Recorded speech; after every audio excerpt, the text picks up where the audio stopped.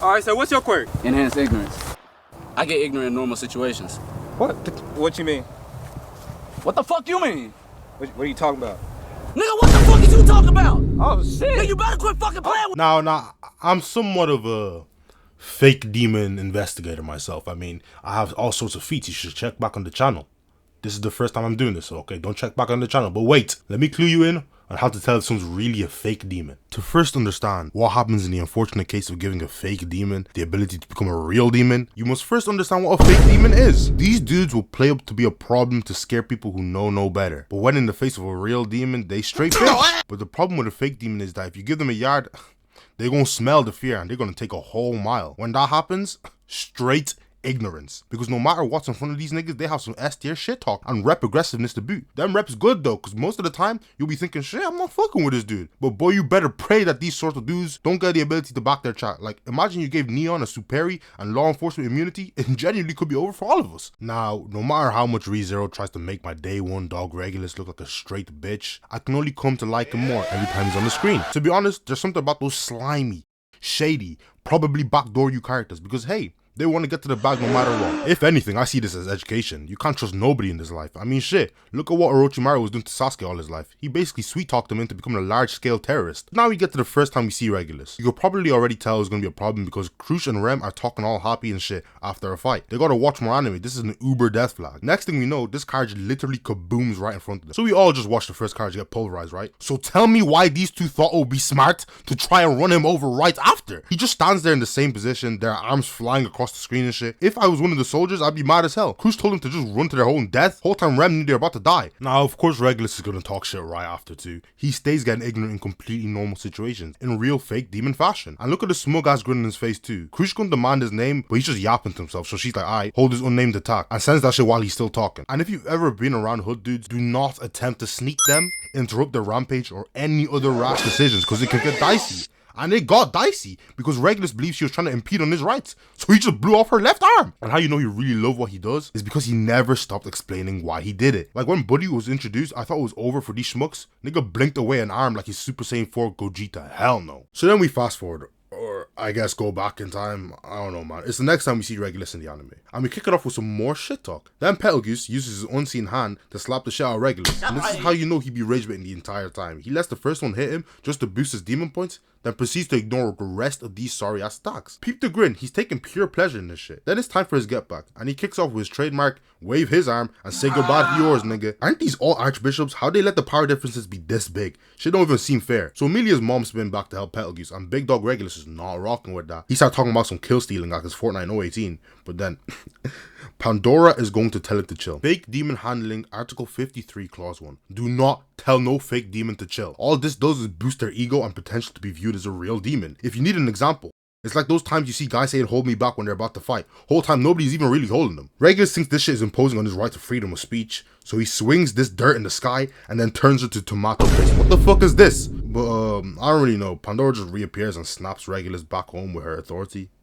How the hell if you unseen hands is meant to compete with these two? I don't fucking know. Fast forward to the current arc and Regulus appears again. But peep the pull up. He's got the female lead in his arms while he's engulfed in flames. This is main character shit. No villain has ever done this. And in the time since we last saw him, he must have never been tested because he's just saying anything now. How are you gonna pull up on the main character and start making all sorts of claims? All of a sudden Emilia's his wife. Damn, he knows what he wants. And once again, niggas keep talking over him. And ordinarily he would have Swiss cheesed them. But Subaru was quick with the apology. W analysis, that's why he's my GOAT. So they get into this one-sided fight. Subaru throws his weak ass shit and Regulus ignores it. He's more concerned about the fact that his future wife might have just been caught in the crossfire. So Romani Conti's yapping profusely on the side. So Regulus basically tells her to shut up. He decided he's speaking now. But he low-key got aura, so the bells start ringing. Start making toast from his shit. That's tough. He's like, I'm through with y'all bitches. You can be the groomsman for our wedding. Then he's like, I'll invite you or whatever, but I don't fuck with the tone you took me earlier. So he decides to blow off half the nigga's leg. Subaru ends up face first in the mud, and his main squeeze got taken right in front of him. That's dark. He got him looking like Ichigo. We get back to Regulus' castle, and he's got like 50 wives. They all turn into drones, and he's gonna kick off his interaction with Emilia by asking if she's a virgin.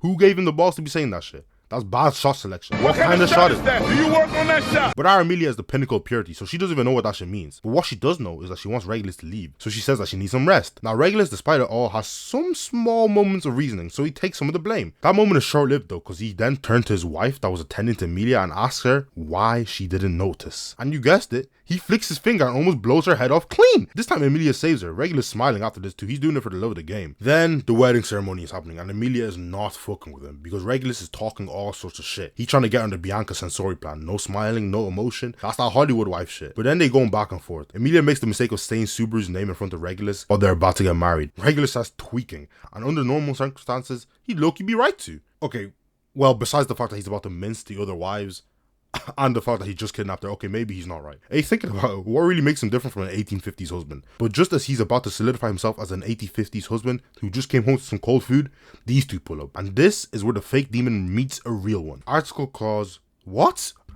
1, Clause 13. A fake demon will have no issue putting the paws on a woman, but when faced with a man with more demonosity, all of a sudden they're an angel. We're gonna come back to this. So now Regulus is gripping all up on Amelia's neck. You talking about some, if you move, you die. Use then, you die. And these niggas got no choice to comply. But notice what I said before, Reinhardt is what you call a real demon. These are the guys that don't even really need to say anything. You just know you can't box with them. Regulus is real slimy, so he places the condition. He will release Amelia if Reinhardt can survive this free hook. And bro, I wasn't even expecting this because up till now, Reinhardt hasn't even taken damage in the series. Not gonna lie, if Regulus was up against just about anybody else in the show, it would have been over. But unfortunately for him, he is up against Reinhardt. I mean, he did die, but of course he just had another life as a backup. What sort of shit is this? Now, they all know Regulus is invincible. They just don't know how to get by it. So it becomes a battle of flinging each other around between Reinhardt and Regulus. They try freezing the nigga, it don't work. And this time Regulus kicks Reinhardt away. No more rezero Jesus and shit's gonna get dicey. Amelia just keeps going though. She's talking mad shit to Regulus and you know he don't stand for that. He's just like Aaron the plumber. There's no disrespect tolerated. And shit, he didn't tolerate it because this nigga got the ocean in his hands. He then starts making it rain on them and Amelia freezes the water over, creating an ice rink. And then we get this goofy ass walk down. Dude is just casually strolling on the ice. I'm dead. Amelia goes for this 3-piece combo. She even tries to remove his baby maker. I just know she got that shit from Subaru. But our resident fake demon is unfazed. But this is what I mean when I said the anime Loki did him bad. You heard from this to making human-sized holes in the wall. But that's besides the point. They're just trying anything now. They get him to hit himself and even that doesn't work.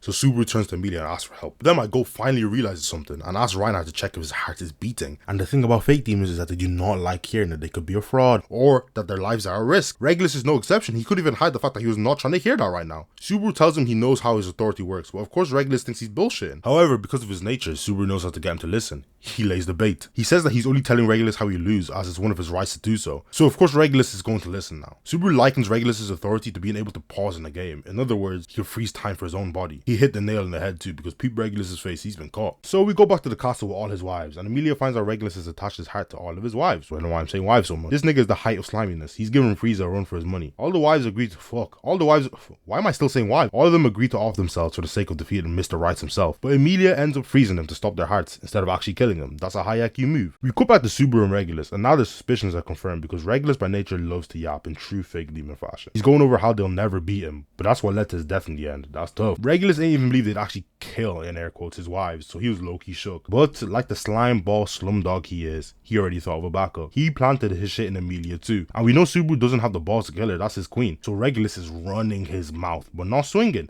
Check back to Article 4, that's how you can tell he's a fake. He's giving the MC time to cook, and just like that, Subaru pulls Regulus' heart off Amelia's with the unseen hand. And now we commence the final act. The expose of Regulus the demon. Because peep now, his feet are wet. It's over. Amelia's beating the brakes off this nigga. Peep the hang time.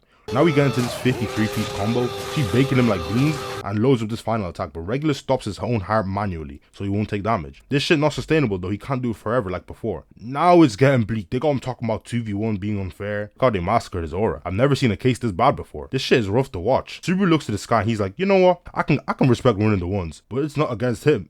He gotta go up against rezero LeBron. Regulus is confused as how he's back, but this nigga talking about some, you shouldn't have thrown me towards the moon. Meaning he jumped down from here? They gotta patch this nigga. Now, of course, he's dealing with Reinhardt, so you can predict the rest of his outcome. He's doing like a 200-word inner monologue while spiraling in the air. Bro might actually be schizophrenic. He's still talking too. I'll leave this up here until he stops. Never mind, you'll all click off the video because this shit lasts like 5 minutes. Regulus is tormented by the laughs of all his wives in his head, finally encapsulating his fake demon persona. Because nothing will hurt a fake demon more than ridicule. That's the entire reason they behave how they do. Man, they need to give me my diploma on demonology. I mean, shit, look what the shit I'm saying. I'm low-key spitting. I'm spitting, right? Reinhardt TPs above him and slams him back down. He going to the ground like Mach 5 and winds up in the fetal position. The water starts filling up too and his invincibility won't last long enough. In his final moments, Regulus is begging not to die.